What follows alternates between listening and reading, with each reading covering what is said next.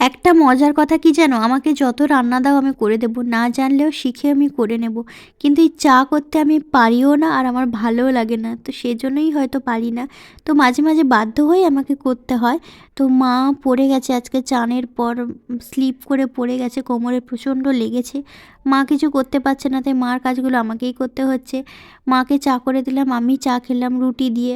মাঝে মাঝে ইচ্ছে করে খেতে, আমি নাহলে চা খাই না। তো বাবাকে একটু চ্যবনপ্রাশ করে দিলাম।